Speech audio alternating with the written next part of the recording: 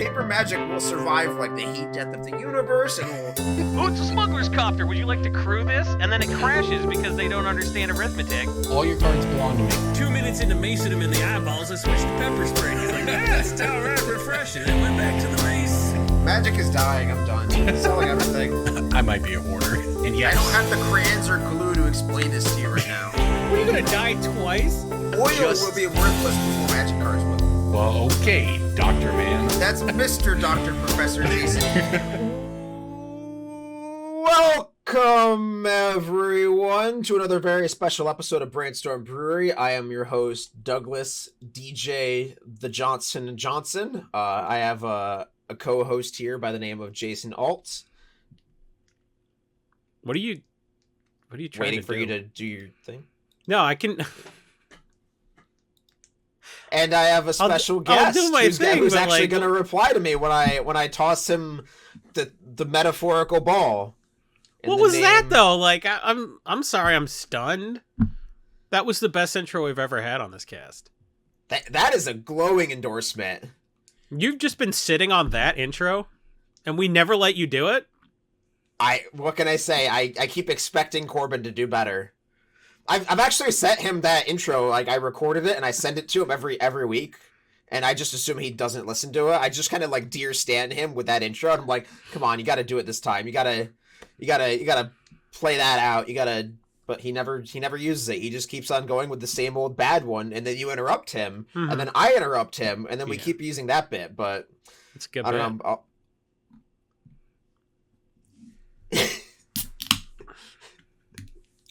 This is well- episode number 499. We're gonna do something special for episode 500.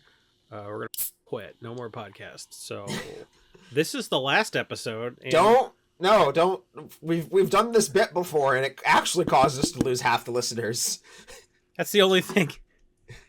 Yeah, not being on iTunes for a week and a half because of our our RSS feed being screwed up actually alienated half our listeners.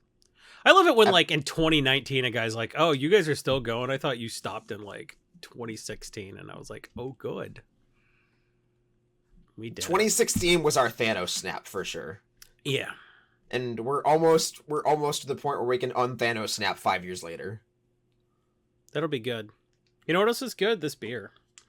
I was sent a beer called the Salty Karen from the Red Leg Brewing Company in Colorado. And why was I sent this beer?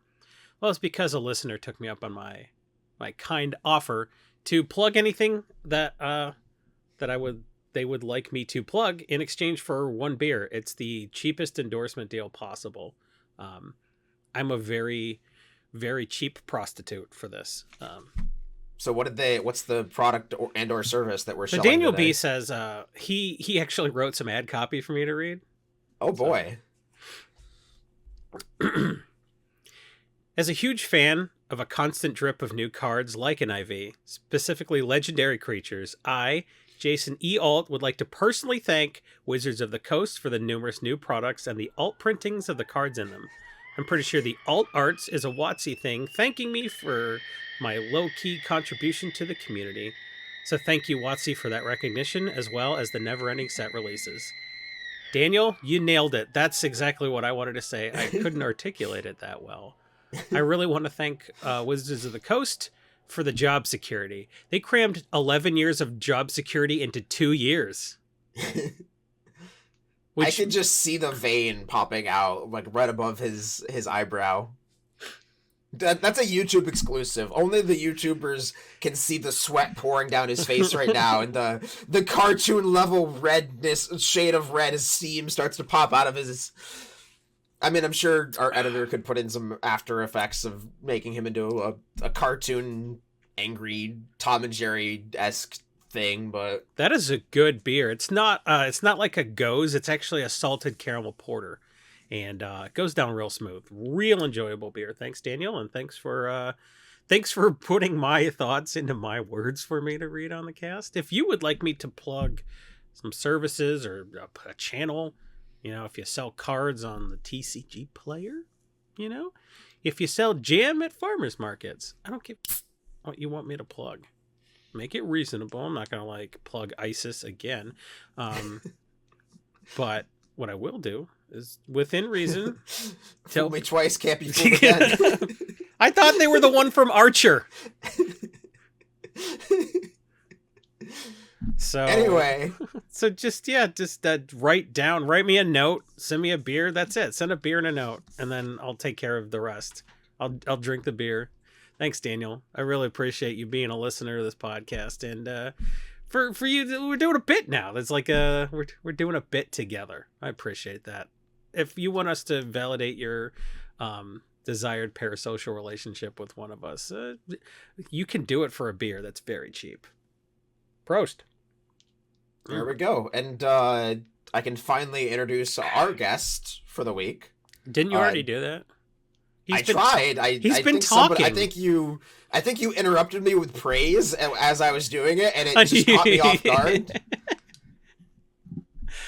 I know. I praised DJ because he doesn't have a father figure. So I figured if I told him I was proud of him, he would be so flummoxed that he couldn't continue, and that's exactly what happened. So Dana of EDHRec is a father figure who's currently choosing to spend his time with us instead of his own children, which is EDHRec great. cast. He hasn't written an article in a year. Less than active writer Dana Roach is joining us from the EDHRec cast and the EDHRec and Commander's Herald content websites to a lesser extent. Dana was writing some really controversial editorials for us and then probably got sick of how that was going on Twitter. So Dana, you are recording tonight from what is the nicest hotel room I've ever seen. You are in some city that's not your own, presumably, and you're on your way back from Vegas, right? I am. A work detoured me through Denver from Vegas, so I didn't go back to. I'm not far from Minneapolis, so I stopped here for a couple of days to take care of a work issue before I head home. Denver's gonna suck on Wednesday. Why's that? When Why? the Tampa Bay Lightning come to town. Oh yeah, It's gonna be. Hopefully, you get out of there before then. yeah. That's my hope as well, for a whole bunch of reasons beyond just that. Because it's been a long between Richmond then to Vegas. It's been a long stretch of Commandfest for sure. So you haven't seen your family in that time? Like, I just want to shake your hand. I'm really impressed that you managed to get away from your family. It's been 10 days. Whew. Yeah. My Wait, so you son didn't- was going on vacation with his grandpa for like a week of that, so I don't You feel didn't too terrible about it. go. You didn't go home after Richmond. You just went straight to Vegas. Yeah, yeah. And then Jeez. Richmond, well, in Richmond was an adventure in itself because there was bad weather the night before. Oh, I'm the well Thursday aware of that. So I got stuck in Charlotte. I missed my connecting flight because all the flights were delayed. I got stuck in Charlotte and couldn't get a connecting flight for like 24-ish hours. So I would have missed all Friday. So I wound up renting a car Thursday night at like 11 p.m. Did you hang on to your rental agreement? It's a classic mistake to throw that away. I did.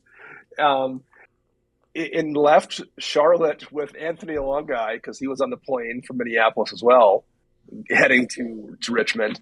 We took off from Charlotte, and then Matt Morgan DM'd me mid-drive, and he was stuck in Norfolk, and it was too late for him to get a car. So I had to swing over to Norfolk to pick him up, and we didn't get to Richmond until at like 7 a.m. Friday morning. Jesus. Slept for like an hour and a half and went over and started playing at Event Open Friday morning. Whew. Yeah, I mean, I had some travel issues too. I had to drive 8 hours with my leg, but that sounds equally, if not worse. So I mean, was Vegas? It was like six from Charlotte. So it was. I fell asleep at one point during the pre-release draft. Like as someone handed me cards, I blanked out and then. Did like open my eyes, like how much time just passed? And I'm like, well, no one's staring at me, so it couldn't have been that long. There was a GP Pittsburgh where the hotel wouldn't let us check in. And like we drove all night and got there at like 10 in the morning. And I was like, just let me take a nap before we head over to the convention center on Friday night. And the hotel wouldn't let us check in early.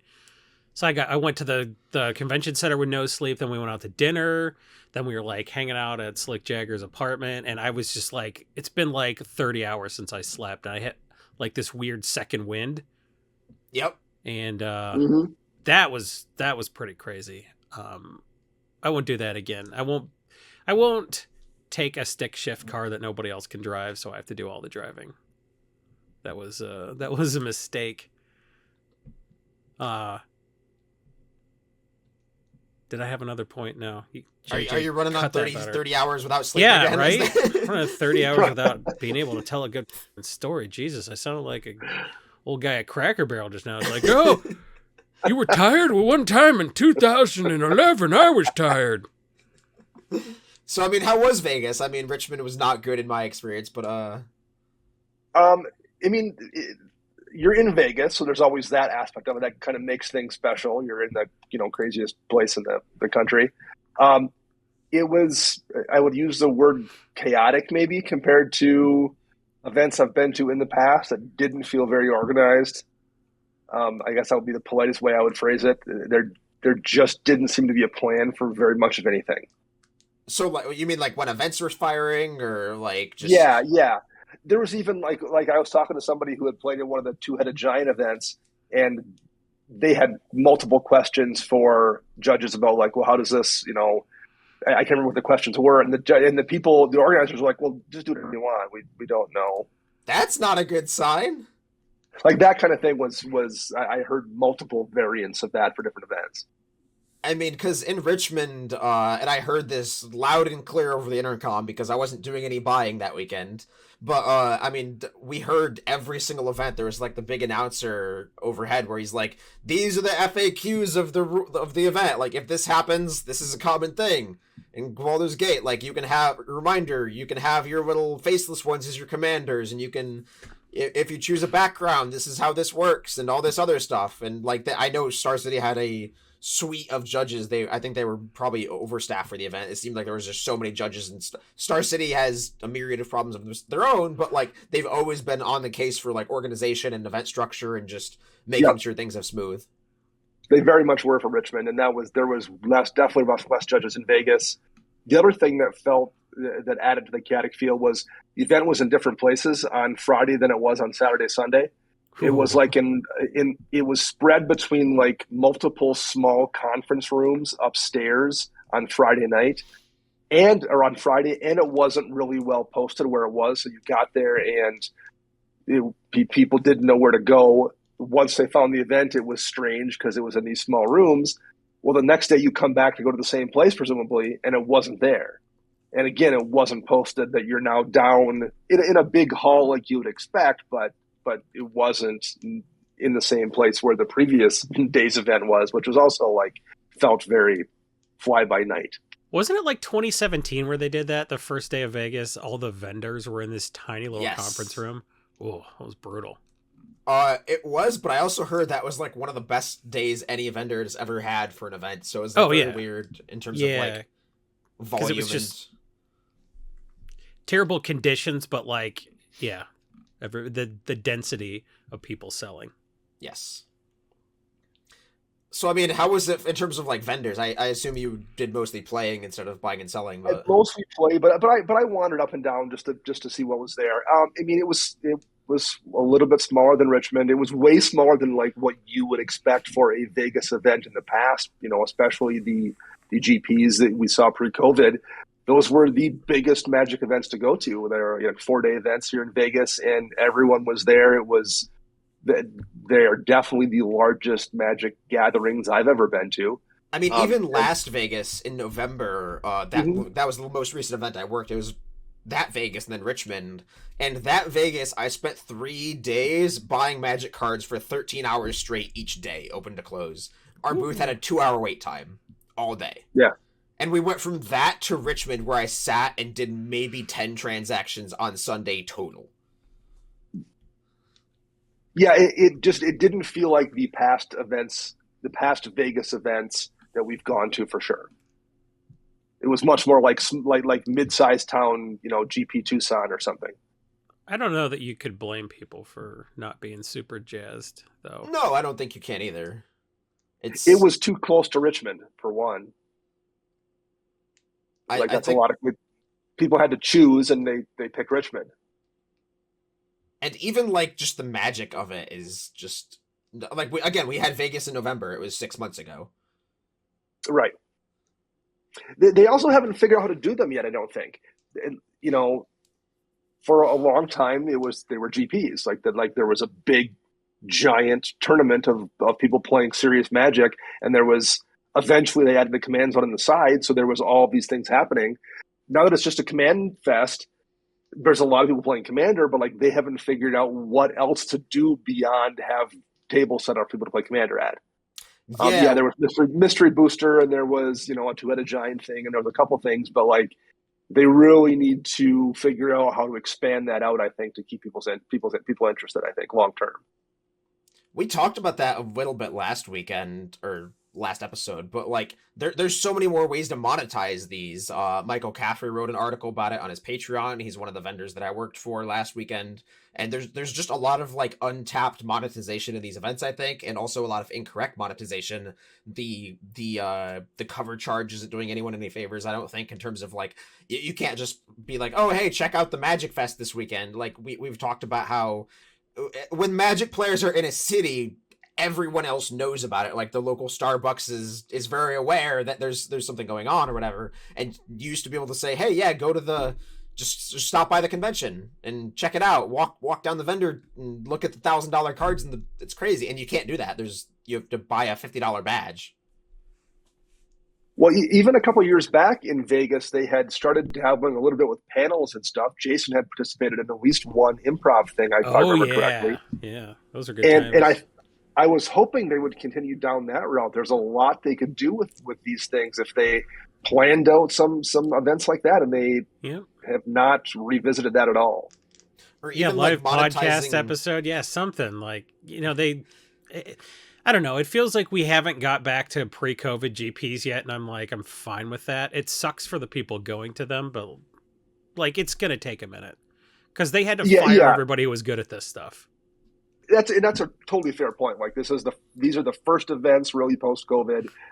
I totally expect there to be some growing pains, but there's a lot of potential at these. They just haven't quite figured out how to tap into it yet. Yep. Oh, for sure. I think most of the vendors are very, very... It's going to be weird, because if the events keep being bad, then, like, you'll be hard-pressed to find vendors willing to do them. I mean, it, like... right now, it costs, like, between $7,000 and $10,000 for a booth at a Command Fest. At a Command... I can't picture a single vendor that's not, like, Star City and Richmond that made money at either of these events. It's so hard. And like they're not making any money on like new singles. You're not making any money on like sealed product or like it's just you have to be able to be there to buy. That's the only reason you spend $10,000 at a booth is to buy $50 to $100,000 worth of cards in a weekend. And if you're not doing that, then you're not making money in the back end. Yep.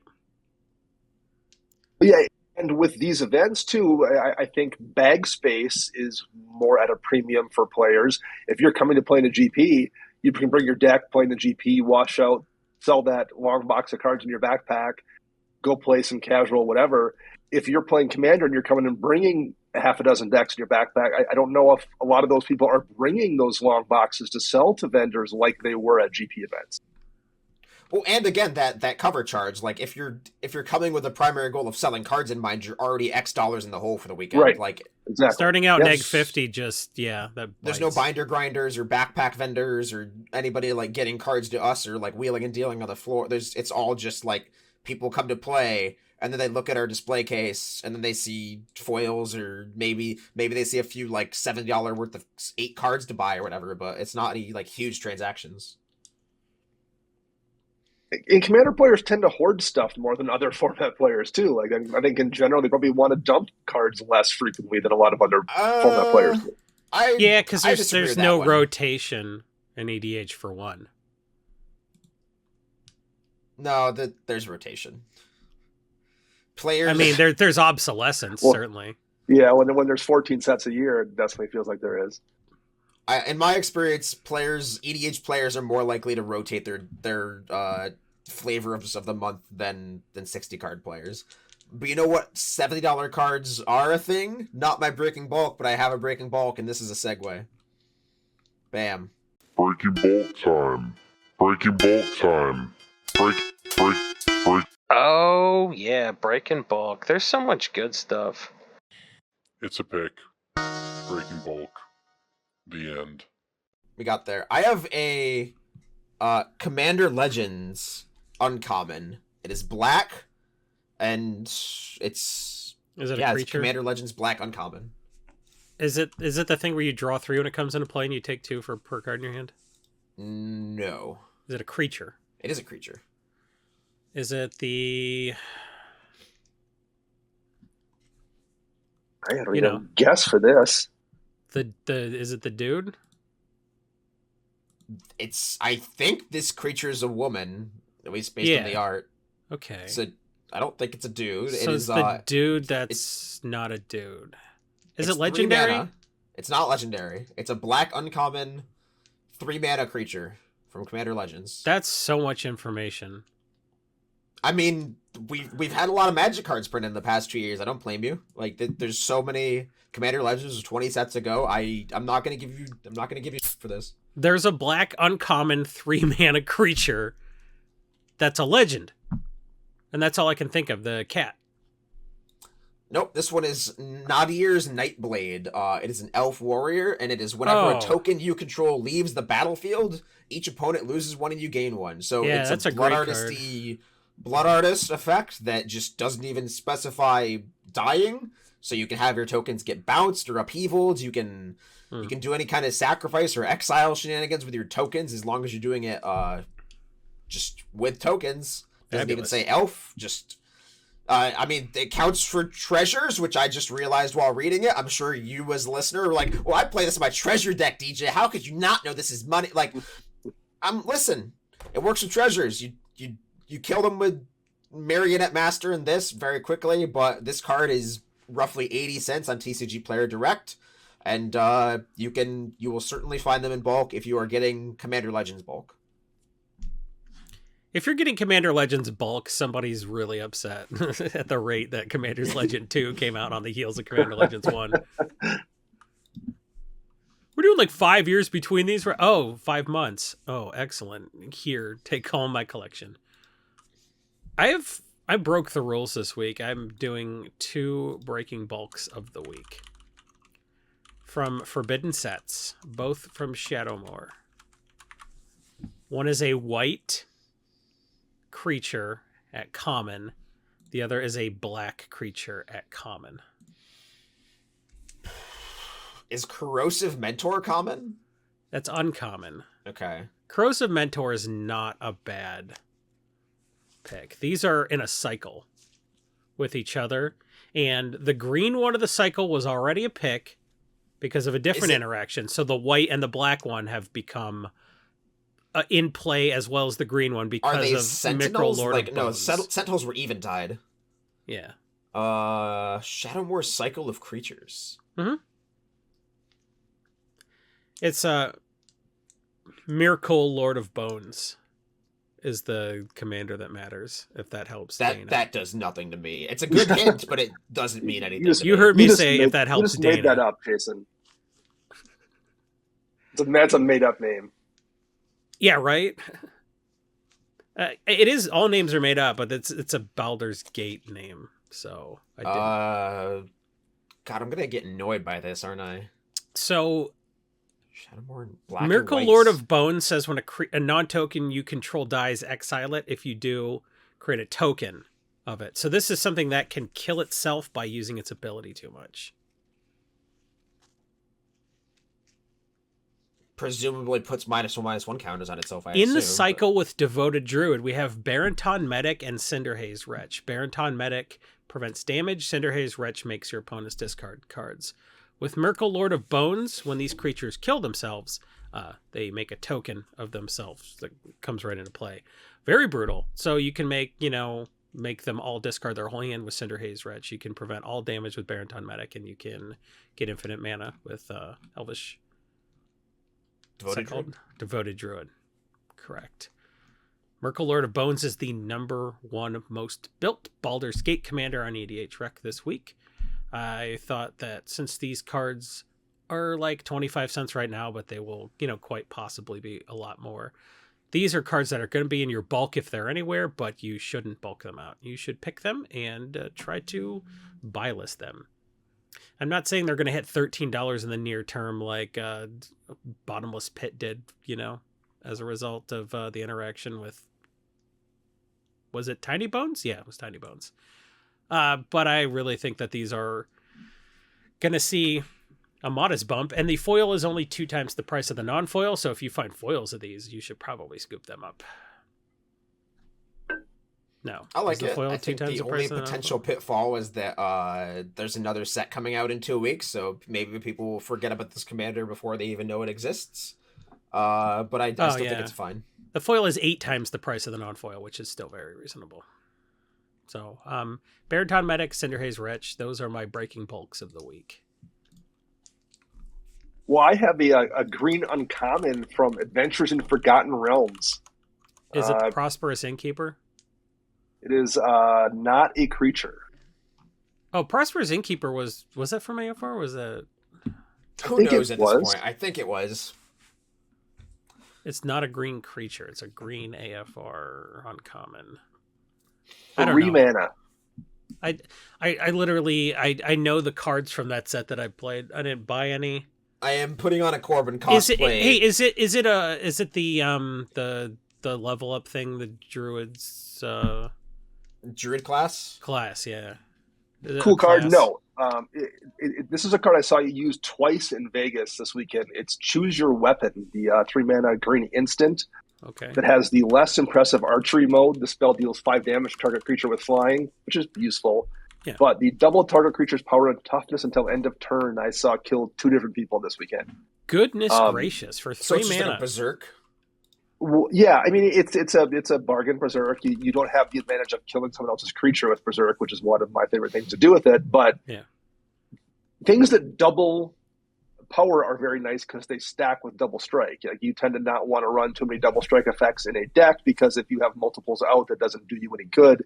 Things that double power stack very nicely with that, and they stack nicely because you really can't very often equip someone else's creature and give a double strike. There's not a ton of instants people tend to run that give double strike aside from Temur Battle Rage, but being able to, someone else swings with their double strike creature at someone, being able to double that creature's power is really, really often a kill. And I've seen it happen multiple times. I've done it for a 10-cent card that's probably difficult to reprint given the way it's worded outside of a master set.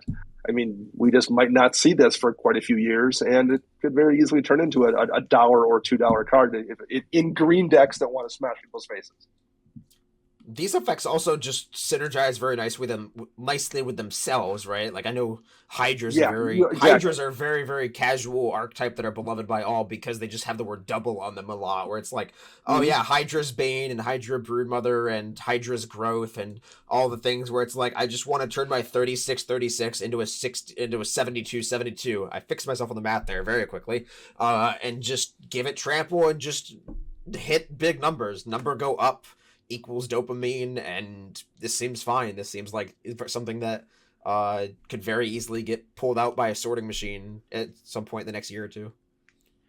The way you try to work the fact that you bought a sorting machine in every I actually had to refund it, Jason. So that's not a brag on my end. I actually refunded it and sent it back after it was continuing to have issues that were not solvable by troubleshooting. And so I am refunding it and buying a different one. So that was not a I have triples of the Nova moment. That was like a just a dagger through my heart in the fact that I've had to spend like if you actually had a a Chevy Nova, what that would be like, having to send it back and get a different car. That sounds about right. Nah. What, you're defending the Chevy Nova, the car they sold in Mexico that nobody bought because Nova means doesn't go? You're defending that car? That's a very odd, specific piece of trivia you have. Yeah. That I appreciate that you've shared with me. Isn't that great? And I will go steal all the karma and go to Reddit TIL to post it myself. That's like the first example you learn in any marketing class, basically. I've never taken a marketing class. Can you tell? The Jason All brand, that's just all, you've built that all from pure instinct. I just did whatever I wanted, not what I should do. You know what our listeners should do is follow their instincts and go to Coalesce and buy a hoodie and or t-shirt before I follow my instincts and reveal your public and your private information on the podcast for money.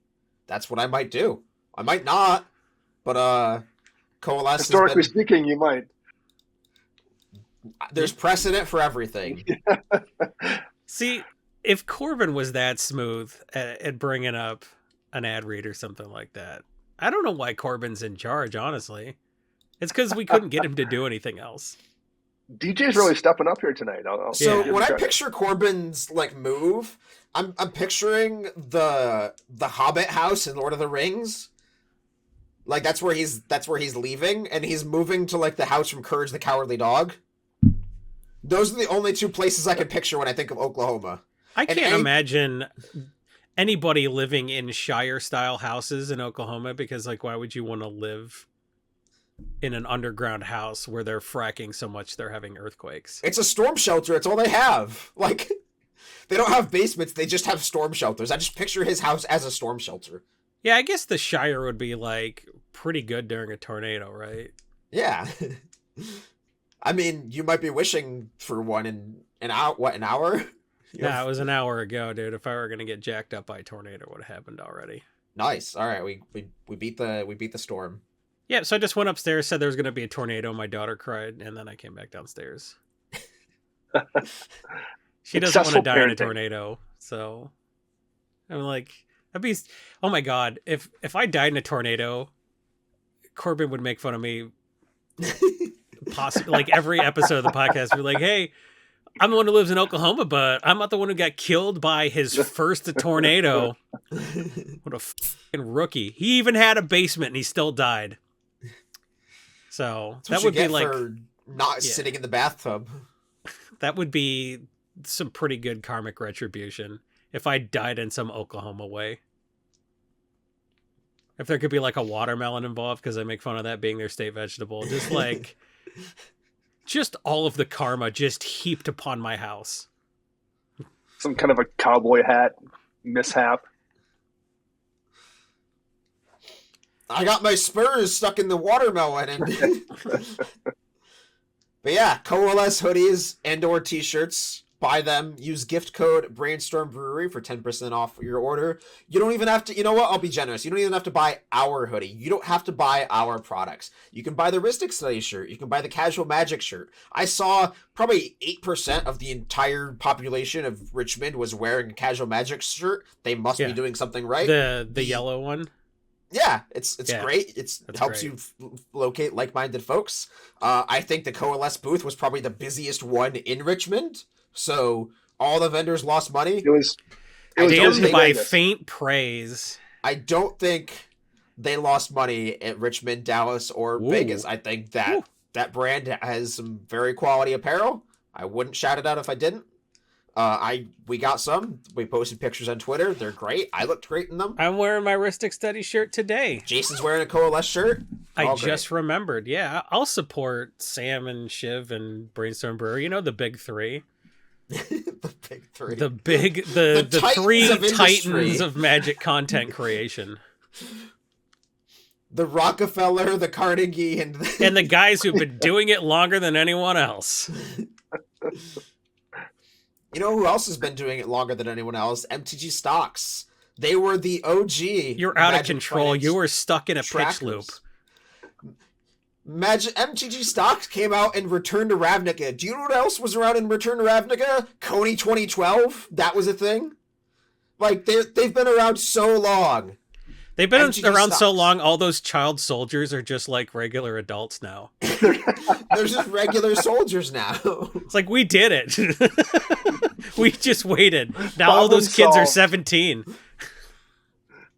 JJ, drop like a mission accomplished banner on the YouTube feed.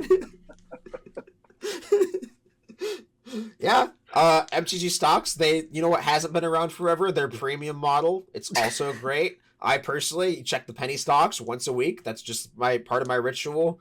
My MTG Finance mantra, just going around seeing what cheap stuff is going to go up soon. It uses data from TCG vendors. It uses data from MKM. It pulls. It does all the stuff so you don't have to.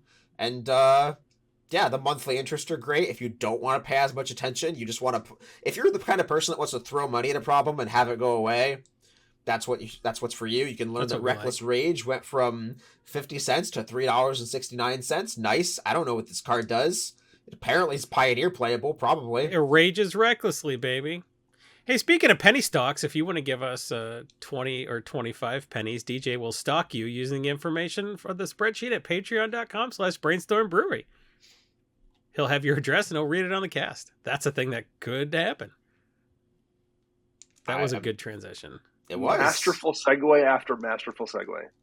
We're caught in a loop. I don't know if we can get out. We have too many things to pitch. You know, I would like to get out of this loop of us pitching what we pitch every week and say something original, like original Magic Art, where you can use our coupon code. The back-to-back. What is our coupon code on OMA? Well, People have been using it. What is it? Magic, like some original Magic Art would look fantastic framed above your squatty potty when you sat down at your throne every night. Our code still works on Squatty Potty, but I don't know. I don't think we haven't gotten anything from them in a long time. Except, all the Squatty. Some people listening, I realize, may not remember that we were sponsored by Squatty Potty, and I feel like we don't milk that enough. There's a constipated joke in here somewhere. I don't know what it is, but... Well, we certainly can't get this cast moving.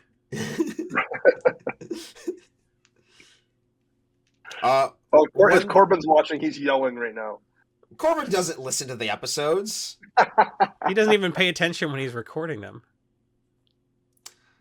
There's been at least one where like half his face was off camera and he did 15 minutes. Oh yeah, he like recorded the entire episode like this. Just somehow he's just off camera, just looking at something and magic finance. I'm a wizard and just.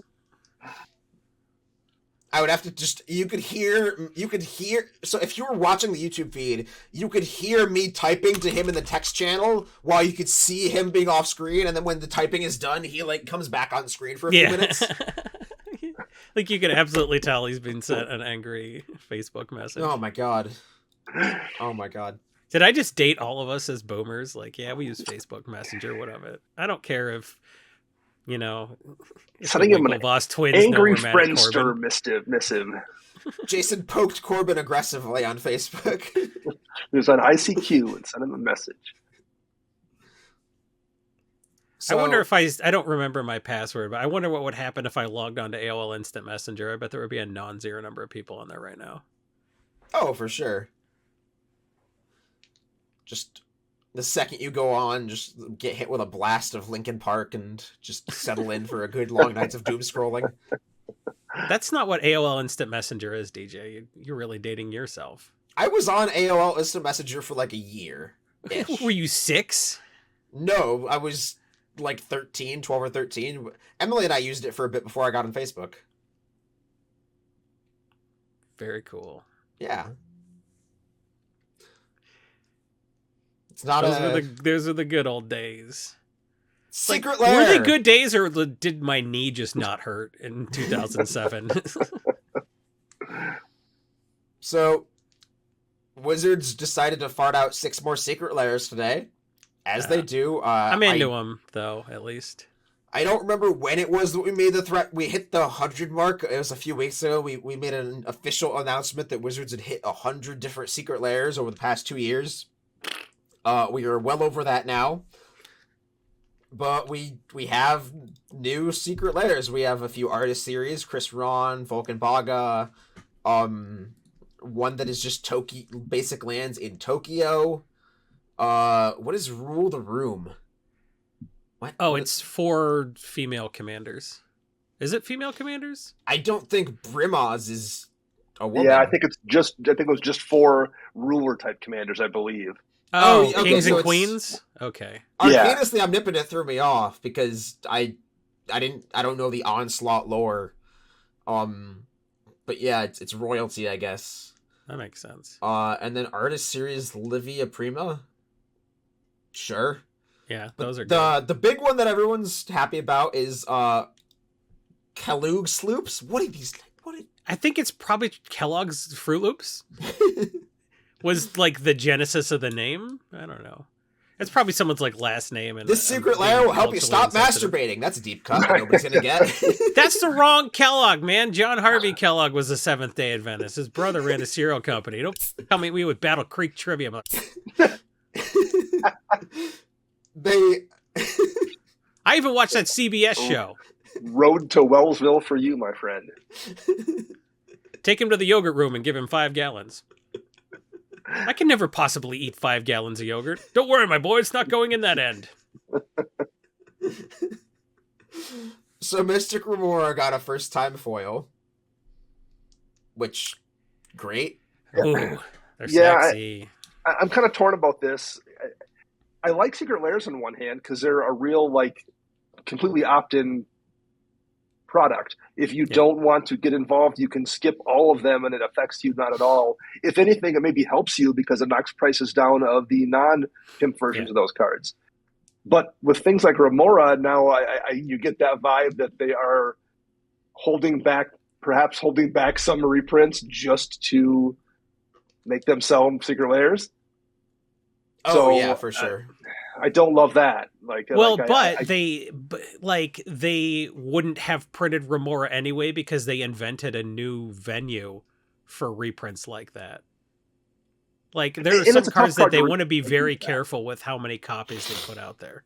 Sure. So there are price control reprints they do, but there are definitely raise the availability but keep the price stable-ish reprints, and I'm glad they're being careful, and I'm glad they're putting the different cards into different tiers, and I don't really have a problem with them not tanking the price of Mystic Remora because I'm holding 250 copies. Okay. I mean, the reality is, like as much as people, consumers out there want their cards to be cheap, the game has a plan to keep some value and keep the collectibility as part of why people are interested in this. They've been doing something right for almost 30 years now. Well, Wizards has failed upwards. Don't get me wrong. Like, Wizards has accidentally succeeded. done something, for sure. Like, Magic has succeeded in spite of Wizards, not because of, to some degrees. But but like, if it were the only card game company, you could say that. But if we didn't see 250 card games come and go, you know, I don't know. They're doing. Well, there's like a legacy power to it. Like, it's like you don't see Amazons popping up, but like Magic just has that age and that like ability to just not care. Like there's a snowball effect where like they can watch Hearthstone come out in 2011, be like, do we want to copy that? And then in 2018 they're like, okay, yeah, it's a thing, we should copy it. They have that like ability to just strong arm it after 8 years of ignoring it. Yeah, I mean that's fair. Yeah, somebody at Vegas this weekend made the comment about how like they wish they would reprint Cavern of Souls enough so it would be like a $5 card they can put it on their decks. And I guess I get that, but I also get why they want Cavern of Souls to be a chase card in their reprint sets to make like there's a logic to that. There's a subset of Magic players. Sorry.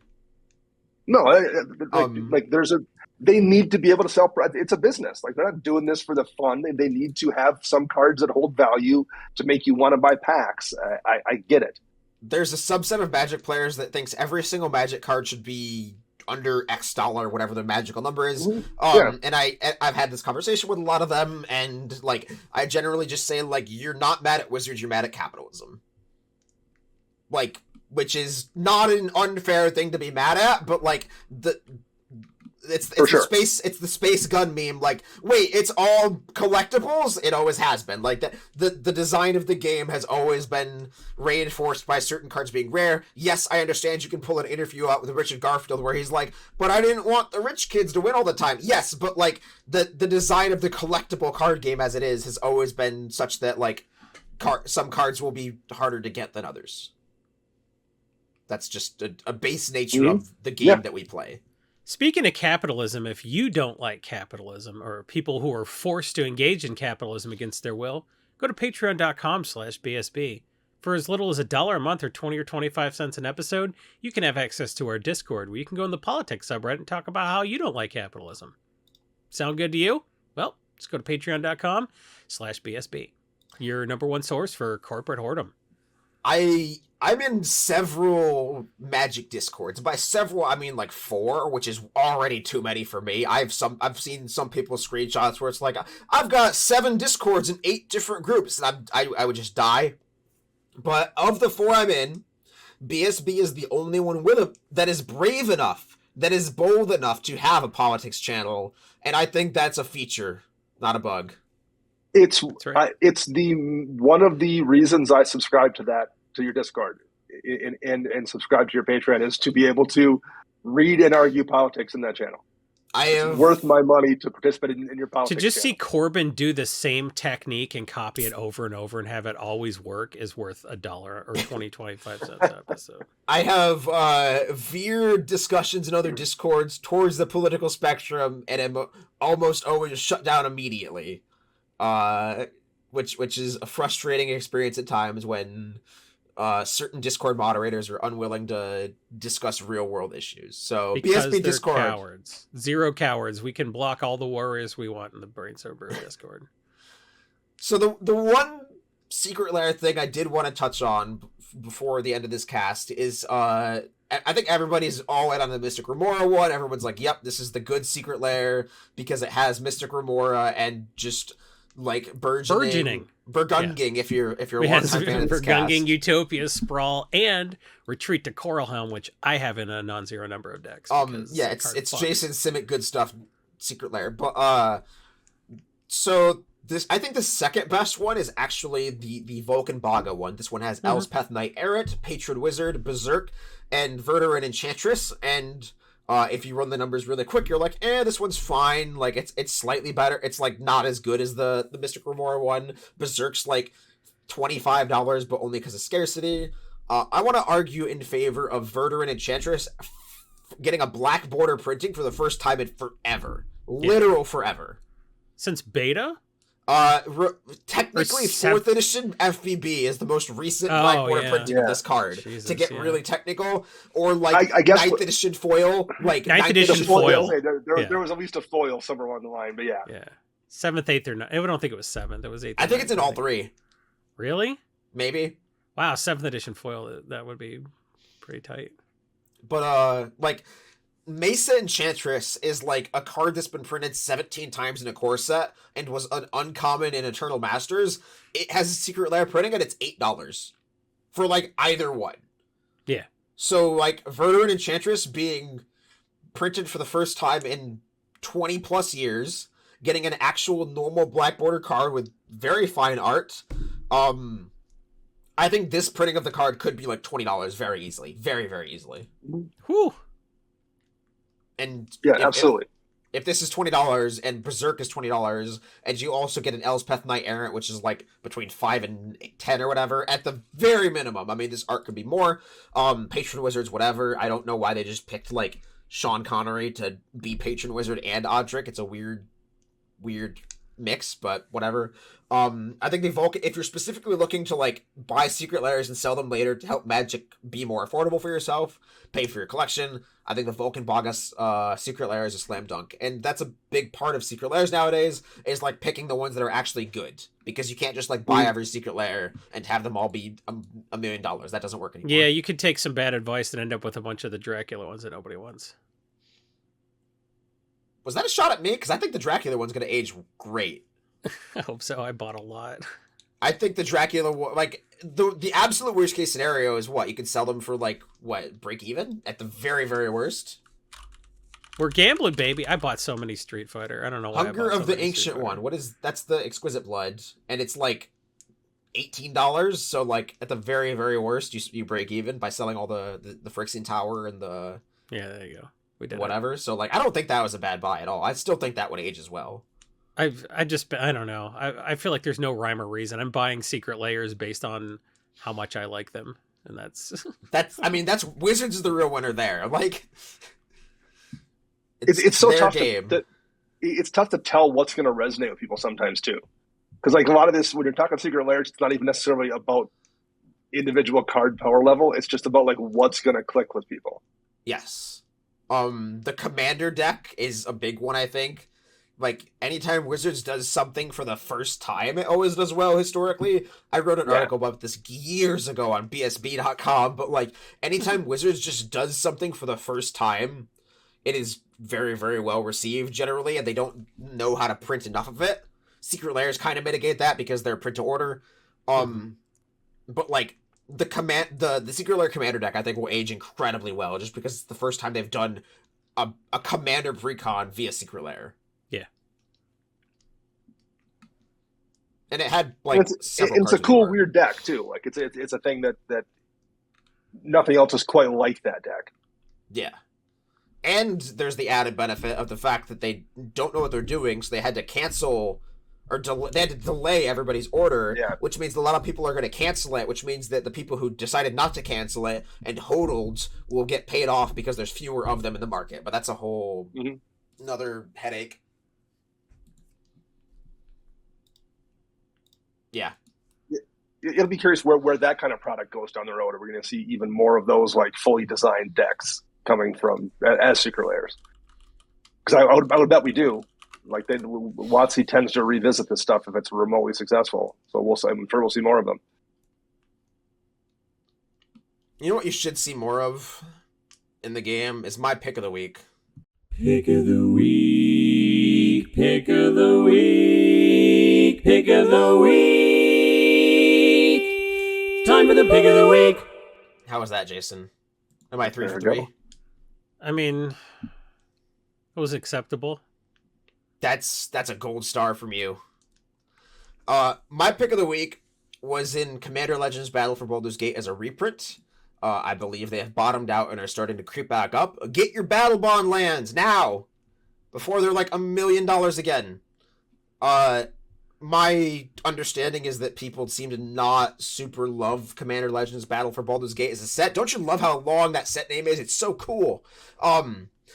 People seem to not love the set, which means that it could not be open as much, and I think that the Battle Bond lands have bottomed out. Luxury Suite specifically is the one that I was checking on mtgstocks.com, bottomed out at 6. It's up to 7 now. And I like this was a $30 card in Battle Bond specifically. It's a land. It's a multiplayer land that just got reprinted. I think you buy the dip, and I think you will be very happy regardless if you're buying a brick or if you're just buying them for your own decks. Yeah,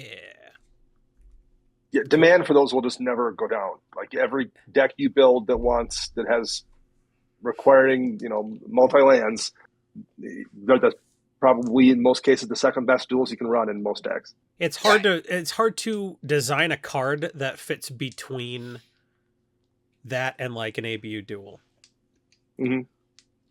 That isn't too good. The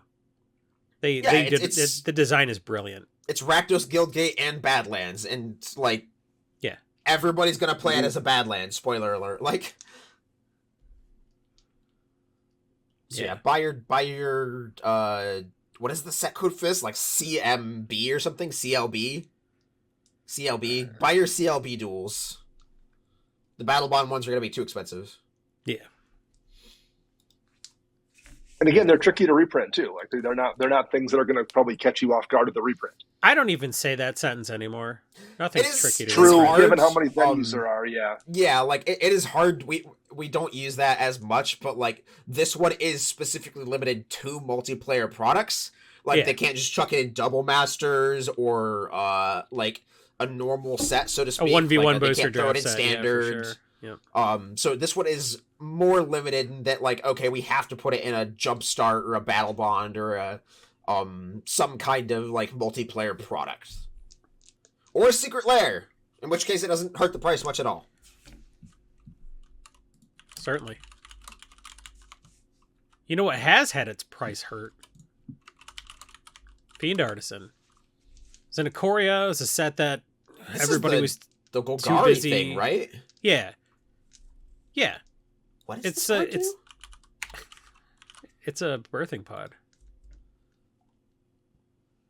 So, like I talked about earlier, Miracle Lord of Bones loves your creatures dying and coming back, and Fiend Artisan just, he gets there. He birthing pods all day, and then those creatures come back. It's pretty sweet. I understand this card would not be okay, but I want this card to be legendary. Oh yeah, this would be a messed up commander. There's no world in which that's okay to do, but like, yeah, I played a lot of birthing pod. This is a $10 Magic card that you can get for like $6 on TCG Player. Like, there's no reason not to buy a bunch of Fiend Artisans. It's never quite synergized with a commander the way it does with Miracle Lord of Bones, but that doesn't mean it won't in the future. This is a fair birthing pod on a stick, which means there are more ways to bring it back. There are more ways to tutor for it. It's got 1 power, which makes it easy to bring back with a lot of, Golgari and what's the Revelark style shenanigans. Yeah. So Fiend Artisan's just a very good Magic card that doesn't realize that it's a $10 card because it came out the same week everybody was watching Tiger King and they just forgot to play this set, I think. I mean, it also came out in the same set as like Luris and Yeah, that's a good point too. And it also came out the same set as we got a preview card, so everybody was really talking about our preview card and they weren't really talking about Channeled Force, baby. Channeled effing Force. We did it. In 2 years ago, is the equivalent of once upon a time 8 years ago in sets. Like, it's an eternity ago. Yes. Half of the Magic cards that have ever been printed have been printed since Ikoria. Oh god, that statistic, that Twitter account stat just it hurt me. I was joking when I just said that just now, but you believed it. Like, yeah. Actually, MTG Data Science, who tweets alarming things like that every week, is a contributor to EDHRec.com. So you can actually read fully fleshed out articles with upsetting statistics like that. You can get context to your Heartburn. Is it EDHRec or Commander's Herald? Better go to both sites. I don't remember which site I hired him for. So just go to both sites, EDHRec and Commander's Herald, and you'll be sure to find his articles that way. You can feel real old just by reading about statistics. Well, my pick here is a card I again saw play. I saw it come down once in Richmond and once in Vegas. From way back in Tempest and 6th edition, Insight. 2 and a blue enchantment. Whenever one of your opponents plays a green spell, you draw a card. It hit the table in a game after someone had played Heuristic Study, and it functionally did a Heuristic Study impression. I mean, it drew as many cards for the player who dropped Insight at 80 cents or whatever it cost to buy as the person's Heuristic Study did at Heuristic Study prices. There's going to be games where you're probably going to whiff. It's less annoying too. I really like not bothering people with the "Did you pay the one?" Right? Yeah, right. Not only do you not bother them, they can't play around it either. I mean, they can, I guess, not play their deck, which is great. But there's sometimes in the game, Heuristic Study, people can just play around it. Like Insight, they can either just choose not to play their cards or let you draw. It's completely useless at a table where no one's playing any green. Right, exactly. Yeah, I'm just kidding. I've had the same discussion with Carpet of Flowers and Compost before, where it's like, oh wow, if everyone at the table is playing Boros, you've already won. Right. Yeah. Well, in one of the decks, it was in a Tuvasa deck. So okay, let's say you happen to encounter nobody playing a green deck. It's still an enchantment for your Enchantress deck, adding to your devote. It's still probably going to do you some good. Yeah. So for what it costs, it might not be Heuristic Study, but it's still real good. Love it. It's only $1, and you could probably buy a brick of them on TC. What was this, Tempest in 6th edition? Yeah. Good lord. There are none of those in stock anywhere, probably. It's pronounced, I don't know, Insigit. Go on. Finish the bit. It's pronounced Insigit.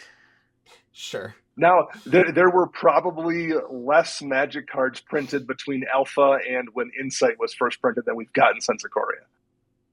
Oh, for sure. But not even. That's not even controversial. By a large margin. Yeah. Insight. All right. Well, thank you, Dana, for coming onto the cast and providing your insight. Isn't. Corbin's good at easing us out of the cast. This felt very abrupt. We were just like mid-discussion. You're like, well, thanks, Dana. All right, I'm done. I'm done with you all. That's fair constructive feedback. I'm not going to fight you on that one. I've been thinking for the past 5 minutes of like, how the f Corbin end these? Like, God. I don't know how he does it either. Fair. Is it possible he does a good job? Don't nobody tell him I said that. I didn't say he did a good job. I asked, is it possible? Because I don't think it is. You were using the Socratic method, like Corbin uses in our politics channel of the PSP Discord. Is it possible? You can also participate for the low cost of $5 a month. Is it possible that you forgot the sauce to my wings, Mr. B-Dub's employee? I'm just asking questions. I'm just here. wondering. I'm wondering if that's normal, because like usually when I get wings from a place and they ask for sauce, they put the sauce on the wings. And I was just asking. I was just wondering. I will never forget that moment. We were on a Discord call with him waiting to cast, and he is on the Discord call with us on the phone with the B-Dubs employee, and we can hear the 19-year-old kid on the other end just squirming. It's like watching genuinely confused. It's like watching what is happening take wings now? off a fly. Like, oh, I'm only asking because I want to know: is it normal for wings not to come with sauce on them? Because if I'm wrong, I'll back down.